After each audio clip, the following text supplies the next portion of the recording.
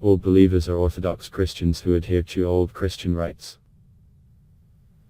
After the religious reform, during the reign of Tsar Romanov, some Christians refused to obey the new rules. Subsequently, they began to be called the Old Believers. Old belief was widespread in Siberia. In 1978, geologists in the forest area of the Abokan Ridge of the Western Sion Mountains, not far from the tributary of the Abokan River, a human dwelling was discovered. The ugly one-window hut belonged to the Lykov family of Old Believers. Completely isolated from society, Hermit spent more than 40 years in self-imposed exile. The Lykovs' hermitage was actively discussed in the press.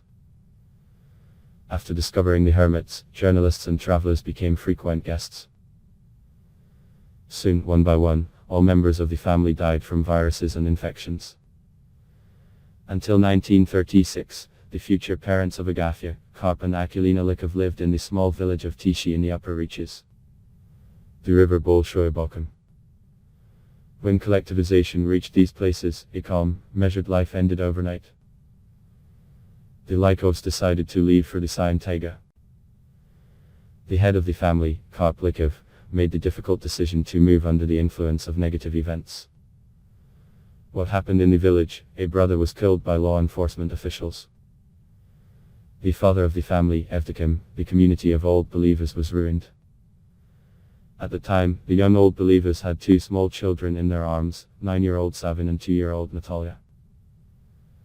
Undaunted by the difficulties, the family made a quick escape into the deep taiga. In 1945, the Lykovs' hut was accidentally discovered by border guards looking for fugitive deserters. An unexpected event became the reason for the Lykovs' next move deeper into the taiga. At the time of discovery by geologists, the family was in full force. Despite hunger, numerous difficulties and hardships, the Lykovs managed to save all the children.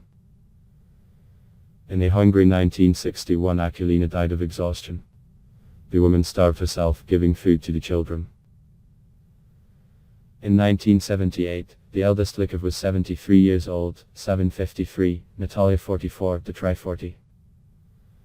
Agafya Lykova was the youngest in the family and the smartest. Despite the seclusion, the Lykovs were not dark and illiterate. Akulina taught her children to read and write in the Old Russian language. The family of the Old Believers had liturgical books and icons. Wild Siberian nature is not very suitable for the life of the average person. The Lykovs' dwelling was located at a height of about 2 meters from the mountainside, not far from the tributary of the Abokan River. The nearest civilized settlement was more than 250 kilometers from this place. Life in the taiga was not easy. The Lykovs were constantly fighting for survival. They cleared an area in front of the house, where they planted a vegetable garden. Potatoes, turnips and fresh vegetables helped to dilute the meager diet of taiga hermits. When Dmitry grew up, he learned to hunt, set snares and make trapping holes. The Lykovs stopped starving when fresh meat appeared in the diet. Inside the hut there was only one room, damp and smoky, with a low ceiling. Initially, when meeting with Agafya Lykova, geologists considered her mentally retarded. The woman was chanting, stretching out simple words and turning them into polysyllabic ones. They were wrong. Agafya was not to be occupied with intelligence and ingenuity. There was no calendar or clock in the Lykovs' hut. Hermits lived, obeyed the natural course of time. We got up at dawn, went to bed at dusk. Agafya kept track of the time in the family for many years. In the fall of 1981, Savin and Natalia suddenly died of renal failure. A harsh diet of many years has severely undermined the health of hermits. In the same year, Dmitry died of pneumonia. The poor man accepted death stoically, refusing to be transported to the hospital to the last. The fact that Agafya Lykova lives with her elderly father in a moldy hut, unsuitable for habitation, learned the inhabitants of the nearby village.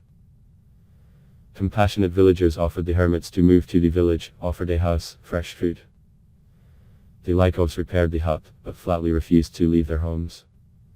In 1988, Karp Lykov died. Agafya buried her father next to the rest of the Lykovs, not far from the hut, on the slope of the mountain. Loneliness did not frighten the hermit. "The Lord will give, and I will live," she told the geologists. After the death of her father, 45-year-old Agafya Lykova made an attempt to arrange her personal life. Her husband was a fellow believer living in Abaza, Ivan Vasilievich Tropin. The man was Lykova's relative in the 7th generation. Agafya's family life did not work out, since the spouses did not agree on characters. In 1990, the envoys of the Metropolitan of Moscow Olympia visited the Lykova hut. They told the woman about the Old Believer Women's Monastery, located in the Upper Chechirlik. After the rite of baptism, Agafya Lykova moved to a monastery. She lived in the monastery for a couple of months. The nuns said that Lykova's health within the walls of the monastery had deteriorated. At the end of the summer, Lykova returned to her native taiga. Geologist Agafya Lykova has known the Lykov family since 1979. The man lived almost all his life in Abaza. It was he who participated in the expedition that discovered the Hermit family. In old age, he lost one leg. In 1997 he moved to the taiga, where he built a small hut 50 meters from Agafya's house. Despite the close proximity, the elderly people hardly communicated with each other. Nevertheless, rare communication with Agafya brightened up the harsh life of a taiga hermit. Unlike Agafya, Agafya sometimes left the taiga and visited his relatives. In 2015, Agafya's only neighbor died at the age of 77.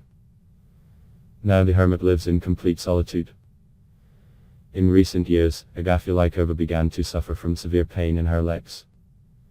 In 2016, "My legs refused, self-medication did not help." The hermit, worn out by pain, asked for help on a satellite phone given to her by the rescuers.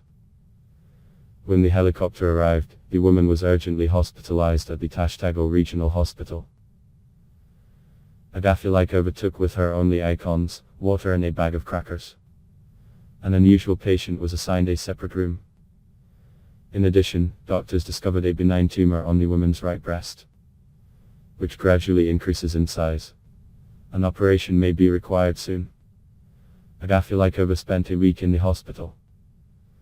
After being discharged, she was safely delivered home to her native settlement. Everyone knows that the famous hermit lives in the taiga alone. The elderly woman was repeatedly asked to change her place of residence. She was offered an apartment, real estate, but the woman stubbornly refuses to interrupt the hermitage. According to the latest information, Agafya Lykova still lives in the taiga. In 2018, the woman got in touch by phone. She reported that she had run out of food and had absolutely nothing to eat. The governor of the Kemerovo region, Sergei Usik, visited the famous hermit. He brought food to the taiga and a doctor who examined the 74-year-old woman. I ask you to share these videos in your social networks, using the buttons under the video, and subscribe to the channel. Please go and watch other videos about Agafya Lykova, which you see now on the screen in the end screensavers. There are a lot of rare and interesting facts about the hermit. Thank you all for watching.